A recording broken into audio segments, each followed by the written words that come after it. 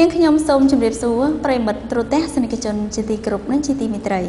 កម្មវិធីសុខភាពខ្ញុំបានវិលមកជួបលោកលោកស្រីអ្នកនាងកញ្ញាជាថ្មីម្ដងទៀតជារៀងរាល់សប្តាហ៍កម្មវិធីសុខភាពខ្ញុំបានសហការជាមួយនឹង Clinic Princess បង្កើតនូវប្រធានបទជាច្រើនដែលមានអត្ថប្រយោជន៍ជូនទៅដល់លោកអ្នកបានទស្សនាស្វែងយល់តាក់ទងទៅនឹងបញ្ហាសុខភាពសម្រាប់សប្តាហ៍នេះគឺយើងបានលើកយកនៅប្រធានបទមួយទៀតដែលផ្ដោតសំខាន់ទៅលើជំងឺរលាកថ្លើមប្រភេទ B តើអ្វីទៅជាជំងឺរលាកថ្លើមប្រភេទ B យើងមានវិធីសាស្ត្រយ៉ាងណានៅក្នុងការការពារនិងព្យាបាលនៅក្នុងសប្តាហ៍នេះលោកវិជ្ជបណ្ឌិត Florence អ្នកឯកទេសផ្នែកជំងឺឆ្លងនិងផ្នែកជំងឺទូទៅដែលលោកវិជ្ជបណ្ឌិត Florence អញ្ជើញមកពីសហរដ្ឋអាមេរិកលោកនឹងធ្វើបទបង្ហាញផ្ដោតសំខាន់ទៅលើប្រធានបទខាងលើនេះសូមគោរពអញ្ជើញទស្សនាដូចតទៅ Clinic Princess មានកម្មវិធីពិសេសសម្រាប់អតិថិជនគឺផ្ដល់ការពិនិត្យសុខភាពពិសេសសម្រាប់ស្ត្រីការពិនិត្យទូទៅលើរាងកាយការពិនិត្យស្រាវជ្រាវរោគមហារីកដោះការពិនិត្យស្រាវជ្រាវរោគមហារីកមាត់ស្បូនការបង្ករោគតាមផ្លូវបន្តពូជស្ត្រីព័ត៌មានបន្ថែមសូមតាក់ទងមកបុគ្គលិក Clinic Princess តាមរយៈលេខទូរស័ព្ទនិងអាសយដ្ឋានខាងក្រោមជំរាបសួរប្រជាជនខ្មែរទាំងអស់សូមស្វាគមន៍បុគ្គលិកនិងប្រជាជននៅកម្ពុជាកែតទាំងអស់នៅពុពលោកជាពិសេសខ្ញុំចង់សូមសួរប្រជាជននៅ Long Beach Lowell Flatbush ជាទូអាប់សាជំរាបសួរអានេះខ្ញុំចង់មករៀនមានការសំខាន់ការព្យាបាលព័ត៌មានព្យាបាលសំខាន់ជំនួសរលាកថ្លើមបែបពីប៉ុន្តែពីព្រោះអានេះដល់ស្ដាប់អាម៉ាំងខ្ញុំវិទ្យាខ្ញុំជួយឯកតែតែប្រជាជនស្ដាប់អាម៉ាំងអានេះខ្ញុំចង់បងទុំភាសាអង់គ្លេសសូមអញ្ជើញសំណួរតែងតែសួរថាតើអ្វីទៅជាជំងឺរលាកថ្លើមប្រភេទ B បើយើងនិយាយថាមេរោគថ្លើមប្រភេទ B ហ្នឹងគឺជាប្រភេទមេរោគ virus មានរូបរាងតូចដែលយើងមើលមិនឃើញដោយភ្នែកជាទៅវានៅក្នុងបរិយាកាសនៅនឹងដៃនៅនឹងរបស់ប្រើប្រាស់ដែលយើងមិនបានចាប់អារម្មណ៍ថាមានមេរោគយើងឃើញរបស់នោះថាស្អាតតែជាទូទៅគឺមានមេរោគដែលមានជាប់តោងនៅទីនោះដូចខ្ញុំបានជំរាបអញ្ចឹងមេរោគនេះវាតូចយើងមើលនឹងភ្នែកមិនឃើញទេអញ្ចឹងដើម្បីឲ្យដឹងថាមានមេរោគឬក៏គ្មានគេអាចយកទៅមើលក្នុងម៉ាស៊ីន microscope រូបនេះបង្ហាញអំពីម៉ាស៊ីន microscope ដែលយើងប្រើប្រាស់ដើម្បីពិនិត្យទៅលើមេរោគដែលមានសរីរាង្គតូចដែលមិនអាចមើលឃើញនឹងភ្នែកបានបាទដូចខ្ញុំជំរាបអញ្ចឹងដូចដៃយើងម្នាក់ដែលលើកមកស្អាតมันមានមើលឃើញអីសោះនឹងភ្នែកតែជាការពិតបើយើងយកដៃនោះទៅពិនិត្យក្នុងម៉ាស៊ីន microscope ពង្រីកឲ្យកាន់តែធំបន្តិចយើងនឹងឃើញនៅលើដៃរបស់យើងសម្បូរដោយពពួកមេរោគជាច្រើនសំណួរសួរថាតើប្រសិនបើយើងមានជំងឺរលាកថ្លើមប្រភេទ B ហើយតើវាឲ្យជាសញ្ញាខ្លះដែលយើងចាប់អារម្មណ៍ជាទូទៅជំងឺរលាកថ្លើមប្រភេទ B មិនឲ្យជាសញ្ញាអ្វីធំដុំឲ្យអ្នកជំងឺចាប់អារម្មណ៍ទេអញ្ចឹងហើយបានជាអ្នកជំងឺមួយចំនួនគាត់ចូលមកជួបគ្រូពេទ្យហ្នឹងគឺមានសភាពយឺតយ៉ាវរួចទៅហើយដោយសារជំងឺនេះវាមិនឲ្យសញ្ញាអ្វីដែលយើងចាប់អារម្មណ៍ថាងពិតជាសញ្ញារបស់ជំងឺរលាកថ្លើមប្រភេទ B ទេសញ្ញាមួយចំនួនទៀតដែលគេជួបភាគច្រើនទៅលើអ្នកជំងឺហ្នឹងគឺគាត់មានសញ្ញាដូចគាត់មានជំងឺគ្រុនក្តៅធម្មតាគាត់អស់កម្លាំងគាត់អាចមានស្រកគីឡូពេលខ្លះគាត់សភាពធ្ងន់ធ្ងរគាត់អាចមានសញ្ញាវង្វេងវង្វាន់ហើយបើសិនជាជំងឺរលាកថ្លើមនឹងវាធ្វើឲ្យថ្លើមនឹងមានបញ្ហាធ្ងន់ធ្ងរវាអាចធ្វើឲ្យគាត់មានការតឹងពោះដែលយើងហៅថាទាញទឹកហើយពេលខ្លះអាចមានសញ្ញាមួយដែលធ្វើឲ្យមានការរមាស់នៅនឹងស្បែករបស់គាត់ថាតើបើសិនបើយើងមានជំងឺរលាកថ្លើមប្រភេទ B ហើយតើវាផ្ដល់ផលវិបាកអ្វីខ្លះទៅលើអ្នកជំងឺជាទូទៅបើសិនបើគាត់មានជំងឺរលាកថ្លើមប្រភេទ B ហើយគាត់មិនទទួលបានការព្យាបាលឲ្យបានត្រឹមត្រូវនោះទេចេះតែបន្តឲ្យជំងឺនឹងរលាករ៉ាំរ៉ៃទៅគាត់អាចវិវត្តទៅជាជំងឺរលាកថ្លើមប្រភេទ B រ៉ាំរ៉ៃហើយផលវិបាកមួយចំនួនទៀតដូចជាវិវត្តទៅជាជំងឺក្រិនថ្លើមនិងមហារីកថ្លើម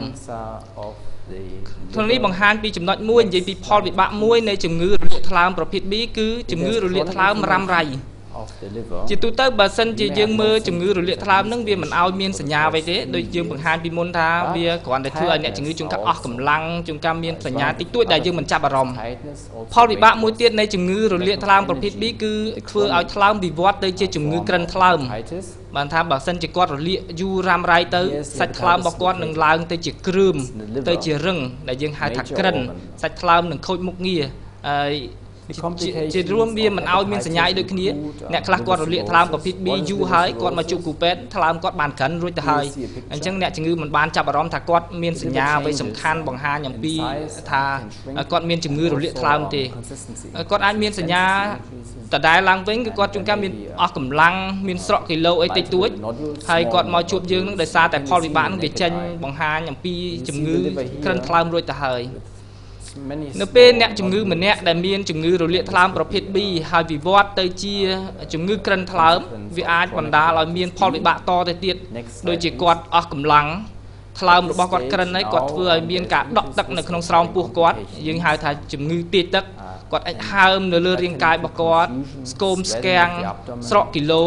ហើយនឹងអស់កម្លាំងនេះគឺជាផលវិបាកនៅពេលដែលគាត់មានជំងឺក្រិនថ្លើមផលវិបាកមួយទៀតនៃជំងឺរលាកថ្លើមប្រភេទ B បើសិនជាយើងឲ្យវារលាករ៉ាំរ៉ៃដោយមិនទទួលការព្យាបាលវានឹងវិវត្តទៅជាជំងឺមហារីកថ្លើមជំងឺមហារីកថ្លើមនេះ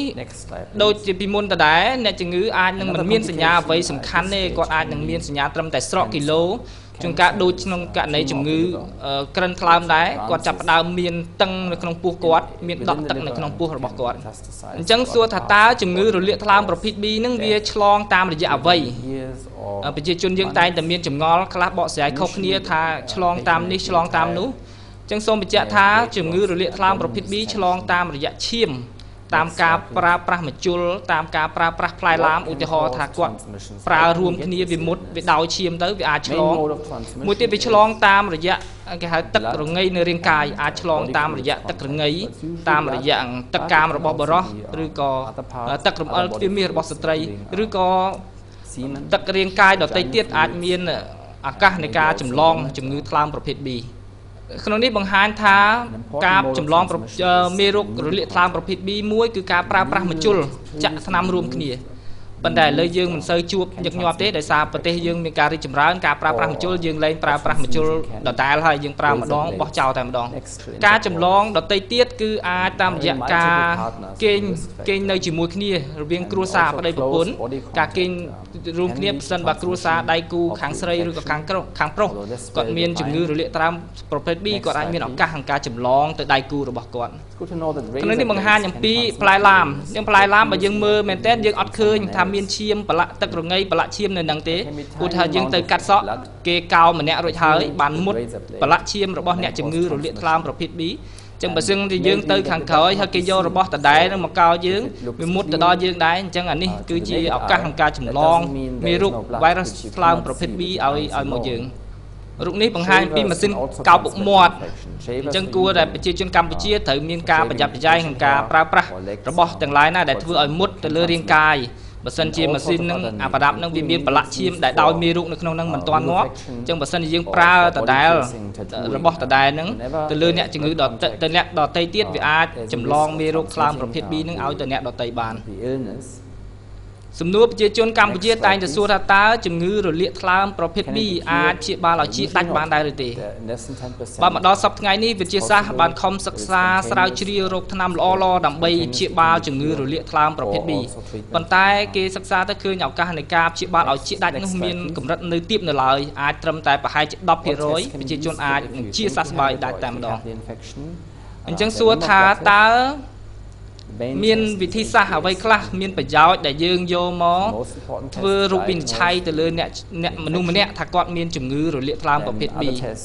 វិធីសាស្ត្រមួយដែលយើងប្រើប្រាស់ជាប្រចាំនៅក្នុងប្រទេសយើងគឺការបូមឈាមរកមេរោគនៅក្នុងឈាមរបស់គាត់ក្រៅពីហ្នឹងបើសិនបើគាត់ថ្លើមនឹងវិវត្តទៅមានបញ្ហាហើយយើងអាចធ្វើការអេកូទៅលើថ្លើមរបស់គាត់ឬក៏ពេលខ្លះគ្រូពេទ្យអាចច្រឹបយកសាច់ថ្លើមរបស់គាត់តិចដើម្បីយកទៅវិភាគកោសិការបស់វាអញ្ចឹងបើសិនបើគាត់មានជំងឺរលាកថ្លើមប្រភេទ B ហើយសួរថាតើការព្យាបាលទៅធ្វើដូចម្តេចខ្លះប្រការទី1ដែលអ្នកជំងឺរលាកថ្លើមប្រភេទ B ត្រូវតែជៀសវាងការផឹកស្រាថ្នាំមួយចំនួនដូចថ្នាំប៉ារ៉ាសេតាមុលដែលអាចធ្វើឲ្យបញ្ហាថ្លើមរបស់គាត់កាន់តែមានបញ្ហាធ្ងន់តទៀតហើយបើសិនជាគាត់មានបញ្ហាថារកឃើញថាគាត់មានរលាកថ្លើមប្រភេទ B ហើយគាត់ត្រូវតែទៅជួបគ្រូពេទ្យដើម្បីធ្វើការប្រឹក្សារកមធ្យោបាយដើម្បីព្យាបាលបានត្រឹមត្រូវតើជំងឺរលាកថ្លើមប្រភេទ B អាចការពារបានឬទេ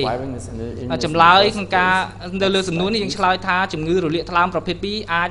អាចការពារបានទី1គឺបើសិនបើយើងមិនទាន់មានឆ្លងមេរោគមកទេយើងត្រូវតែចាក់វ៉ាក់សាំងដើម្បីការពារវ៉ាក់សាំងនេះគឺអាចការពារអ្នកជំងឺឲ្យរួចផុតពីការចម្លងមេរោគថ្លើមប្រភេទ B អញ្ចឹងបើសិនជាយើងមិនទាន់ច្បាស់ពីមុនមកមិនដឹងថាយើងបានចាក់វ៉ាក់សាំងរួចហើយនៅតើខ្លួនយើងមានប្រព័ន្ធការពារទៅលើថ្លើមប្រភេទ B រួចហើយនៅអញ្ចឹងអ្នកជំងឺនឹងអាចឲ្យគេបូមឈាមតិចទៅដើម្បីឲ្យរោគវត្តមានមេរោគនៅក្នុងឈាមរបស់គាត់អញ្ចឹងបើសិនជាលទ្ធផលចេញមកថាគាត់មិនមានមេរោគថ្លើមប្រភេទ B នឹងទេគាត់អាចធ្វើការចាក់វ៉ាក់សាំងមកដល់បច្ចុប្បន្ននេះគេបានស្រាវជ្រាវរោគវ៉ាក់សាំងដើម្បីការពារមេរោគថ្លើមប្រភេទ B បានអញ្ចឹងអ្នកជំងឺត្រូវចាក់3ដងថ្នាំគឺគាត់ចាក់នៅថ្ងៃទី1ថ្ងៃចាក់1ខែក្រោយបន្ទាប់ពីគាត់ចាក់លើកទី1ហើយនឹង6ខែក្រោយបន្ទាប់ពីគាត់ចាក់លើកទី1ដែរអញ្ចឹងរយៈពេលនៃការចាក់វ៉ាក់សាំងគឺមានរយៈពេល6ខែដើម្បីការពារថ្លើមប្រភេទ B Next slide please ដូចយើងបានជំរាបពី slide មុនអញ្ចឹងថាជំងឺថ្លើមប្រភេទ B វាអាចឆ្លងតាមរយៈឧបករណ៍ទាំងឡាយណាក៏ដោយដែលធ្វើឲ្យមុតប៉ះពាល់ទៅលើឈាមប៉ះពាល់ទៅលើទឹករងារបស់រាងកាយអញ្ចឹងដើម្បីការពារជំងឺថ្លើមប្រភេទ B យើងត្រូវជៀសវាងការប្រើប្រាស់ម្ជុលរួមគ្នាចាក់ថ្នាំហើយយើងត្រូវបោះម្ជុលនឹងចោលដើម្បីថាទប់ស្កាត់កុំឲ្យមានការចម្លងទៅអ្នកដទៃឧបករណ៍ពេទ្យមួយចំនួនត្រូវមានការប្រុងប្រយ័ត្នជាពិសេសឧទាហរណ៍ថាយើងចង់ទៅចាក់សាក់ហ្នឹងយើងត្រូវប្រុងប្រយ័ត្នព្រោះអាសាក់ហ្នឹងវាអាចធ្វើនៅពេលយើងសាក់ទៅយើងមុតទៅលើរាងកាយអញ្ចឹងវាមានប្រឡាក់ឈាមប្រឡាក់ទឹករងាទៅលើអាប្រដាប់សាក់ហ្នឹងអញ្ចឹងបើសិនយើងចង់សាក់យើងត្រូវតែពិនិត្យឧបករណ៍ឲ្យបានស្អាតធ្វើម៉េចក៏ដោយការពារខ្លួនយើងកុំឲ្យមានការចម្លងក្រៅពីហ្នឹងរបស់ទាំងឡាយណាដែលធ្វើឲ្យមុតទៅលើរាងកាយយើងដូចជាកត្រៃកាត់កញ្ចក់អញ្ចឹងយើងត្រូវតែមានកត្រៃកាត់កញ្ចក់ផ្ទាល់ខ្លួនថាបើយើងចង់កាត់អញ្ចឹងយើងអាចឲ្យគេប្រើកត្រៃរបស់យើងដើម្បីថាបើសិនបើគេកាត់មិនដឹងថាគេកាត់ប្រឡាក់ឈាមរបស់អ្នកណាមកទេអញ្ចឹងយើងអាចមានឱកាសក្នុងការឆ្លងមេរោគថ្លើមប្រភេទ B ក្រៅពីហ្នឹងអ្នកដែលមានដៃគូស្នេហាច្រើនគាត់ត្រូវការពារខ្លួនគាត់តាមរយៈការប្រើស្រោមអនាម័យដើម្បីការពារការចម្លងមេរោគពីដៃគូមកដៃគូមួយទៅដៃគូមួយឬក៏ពីគាត់ទៅកាន់អ្នកដទៃទៀត Next slide please គេថាកុំប្រើរបស់រួមគ្នាដូចជាប្រដាប់កោពុកមាត់ឬក៏ដូចខ្ញុំជំរាបកត្រៃកាត់កញ្ចក់ឬរបស់ទាំងឡាយណាដែលធ្វើឲ្យមុតទៅលើរាងកាយគឺយើងមិនអាចប្រើរួមគ្នាបានទេរបស់ទាំងអស់ហ្នឹងម្ជុលសារ៉ាងដែលយើងប្រើរួចហើយមិនគួរក៏បីយកមកប្រើឡើងវិញឡើយក្រៅពីហ្នឹងការចាក់ថ្នាំការព្យួរសេរ៉ូមឬក៏ទៅធ្វើធ្មេញ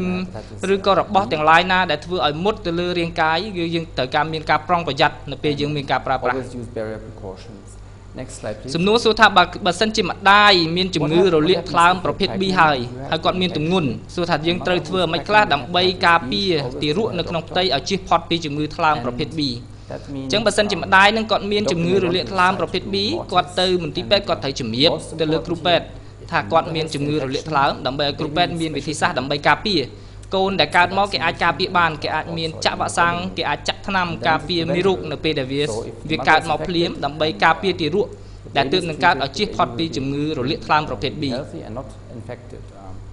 មួយទៀតបើសិនបើឪពុកម្ដាយបើសិនជាគ្រួសារប្តីប្រពន្ធ